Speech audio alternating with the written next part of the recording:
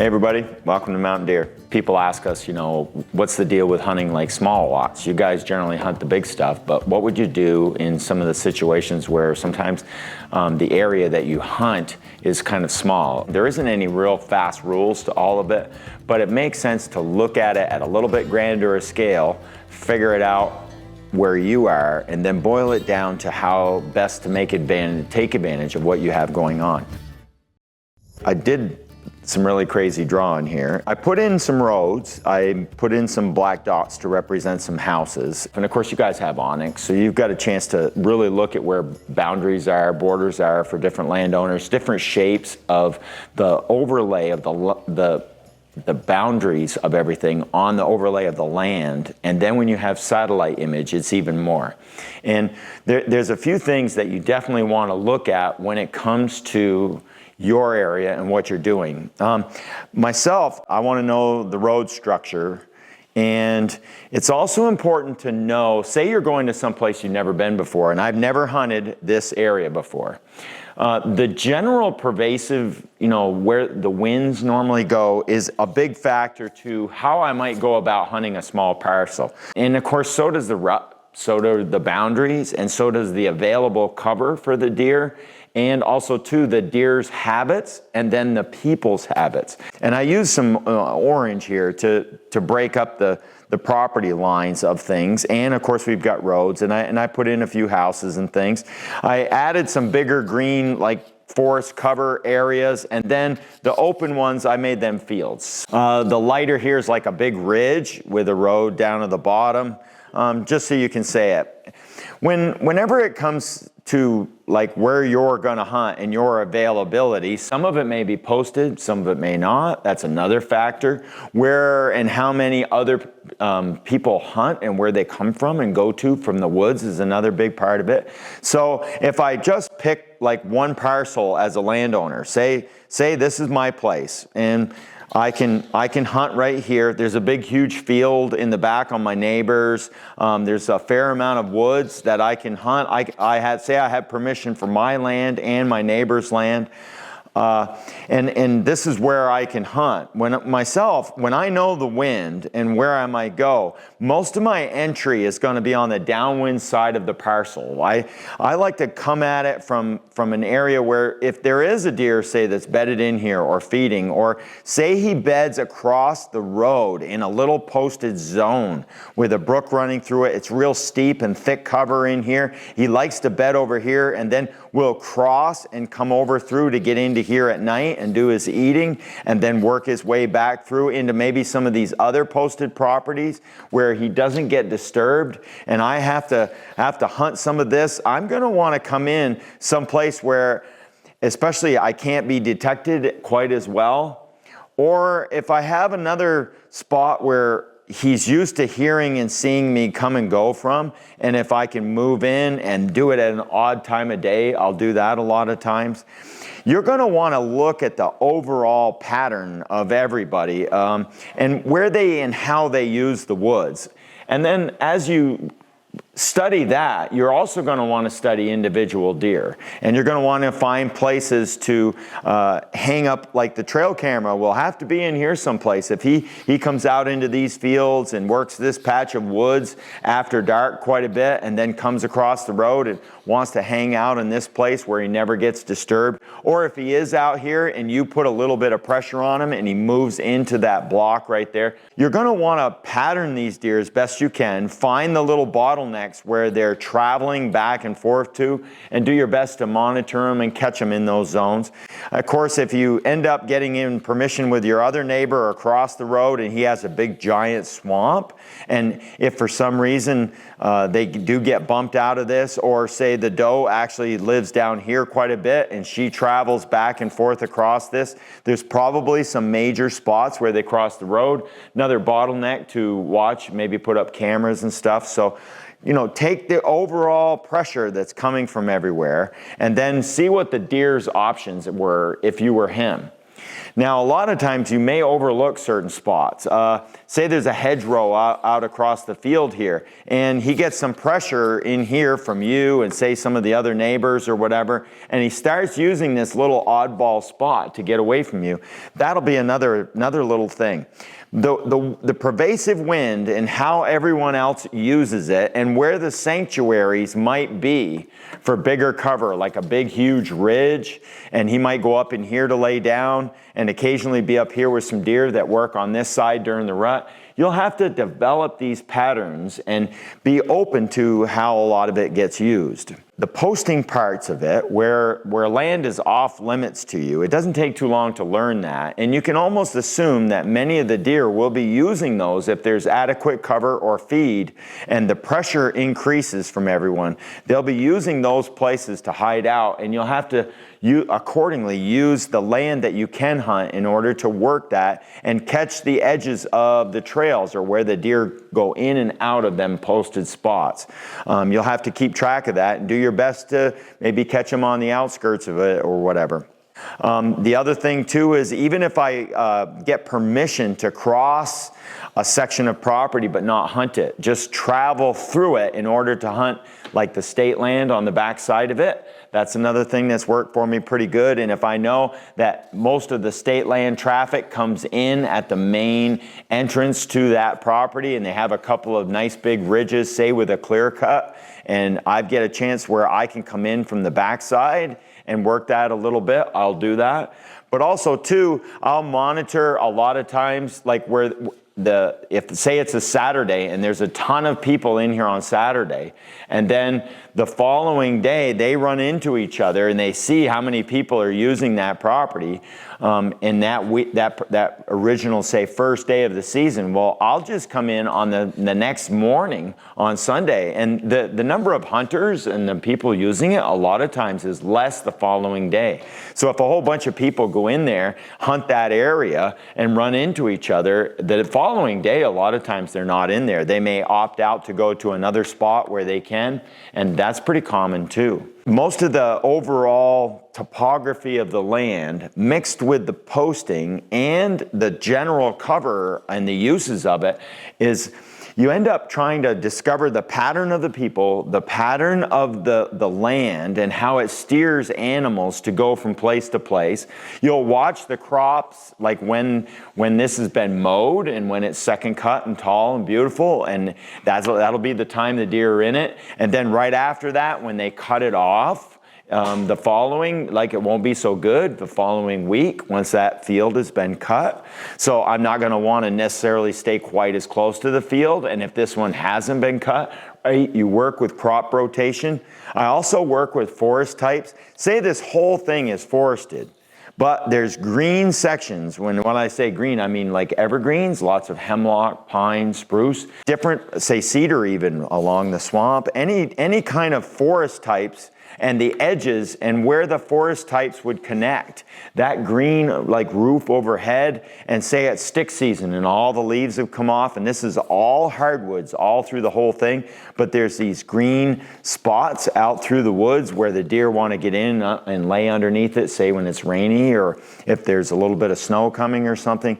These green areas a lot of times are quiet walking, and the deer like to travel through them, especially if there's a lot of older trees.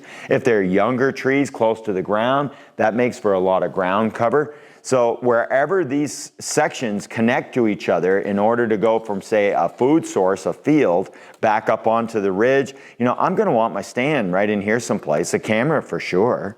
If this was posted along this edge right here, but these two green connected, boy, I'd want to get to the deer first thing in the morning as they're coming back up the hill in order to cross back over to here. But I also might sometimes have, like, I would set Teresa up here, and then maybe I would just set in a big open area here. And if the deer come along and catch her for some reason, but they still want to get in here, like two friends hunting together, you can use those two terrain types and tree types to help maybe stand a chance of running into those deer. If there's a couple of runways that come across and then the main one on the top, I might want to set on the downwind side of the main runway You know, say the deer are coming here, and then there's another trail that works along on the side hill, and then one right on the top. Sometimes setting just a little on the downwind side of it, or if I know Teresa's down the hill, and if nothing comes here, or they discover her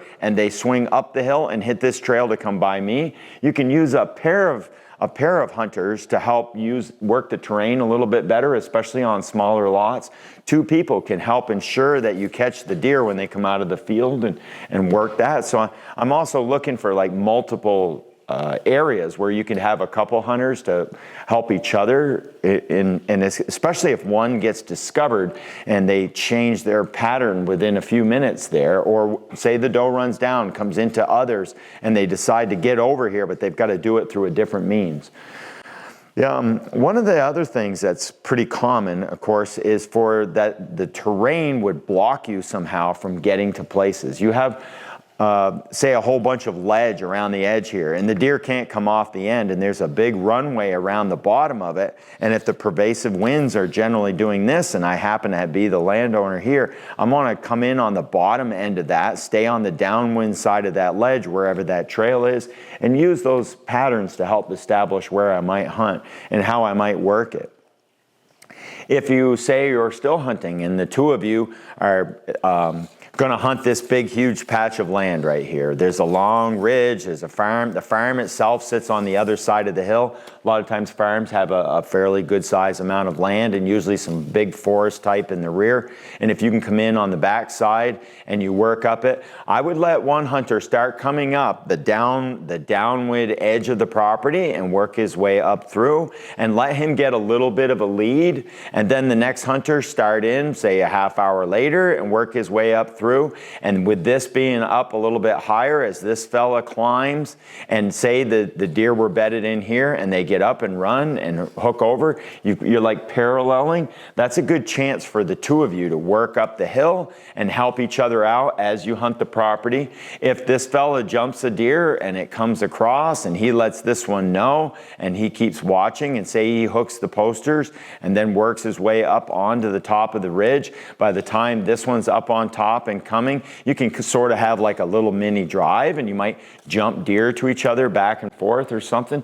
That happens quite a bit, and a couple of parallel hunters on a small set of property works really good. And if you ask me, that's how coyotes hunt all the time, with like pairs paralleling each other and working their way through the woods. And if all of a sudden one hits one and turns, they can steer it into each other. Any amount of clear cuts might very well be good places for deer to come and feed. As the cuts change age, they may turn into poles, and this will now be a travel zone, and there won't be any feed in it.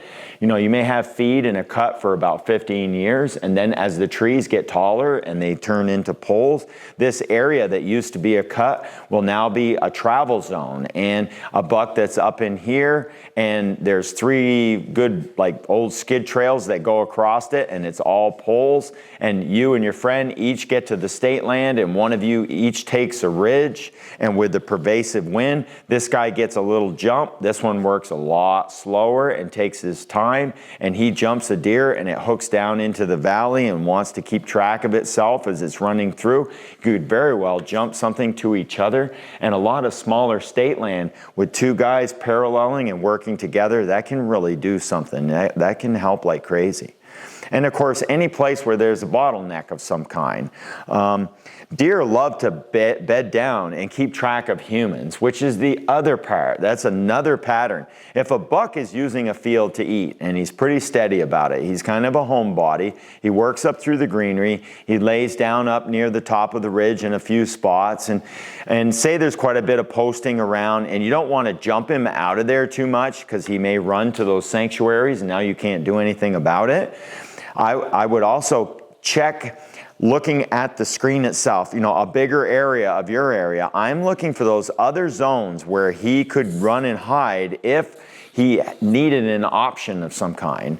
And if he works and loves this area here, I do my best to come in downwind to not be discovered too much. And if it turns out that he's in there all the time and you can't do anything about it, and except be in that zone with him, and it's a spot where I just can't do anything about it. If I can kick him out of there, and he now establishes a new routine in a different spot, even if it's equally, I can't do anything about it, but it's a smaller parcel, that's better because he's more likely to be out of there off hours. And if I catch him outside of there sooner or later, I might catch him in the swamp where I could hunt, or if a doe gets him up and gets him busy in another chunk of woods and I can work that other spot, I'll do that as well.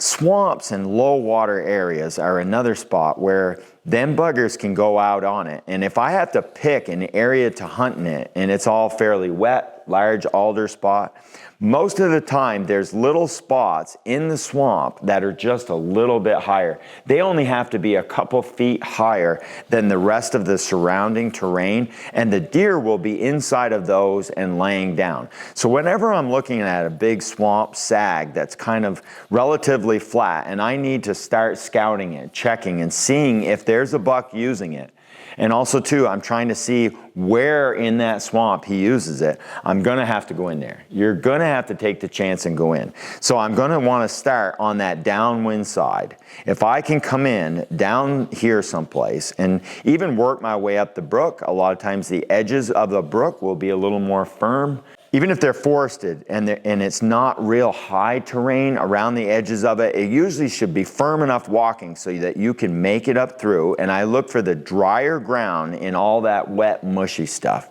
And I'll work my way up the downwind side of it first. If this is a giant swamp and I have to go checking out for the very first time, I'm gonna wanna come in on this bottom corner. I'll work my way out the edge of it, especially the outside edge, and see if there's anything leaving as I start going up that downwind side of it. And I look for anything leaving and anything where the trails lead into it. I'm also looking for more solid ground in it. So I'll work my way up and I may come up the side quite a ways.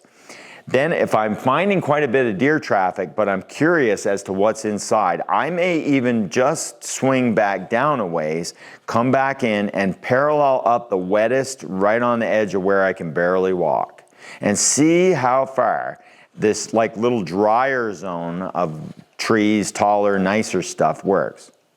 Now, as I start up this edge and I start checking, I'm looking for buck sign, looking for bedding areas. If there's like one great big tree that has some cover and it's evergreen and I walk up underneath it and there's a buck bed, or I jump a deer and it runs off through into that, now I know there's something in there and I can start hunting that a little bit. I'll work my way up the edge of the water, but I'm also paying attention to where the exits might be in the directions. If deer were jumped out of here, the directions the deer want to go to get it back into cover again, or back into safety where they know they won't be disturbed.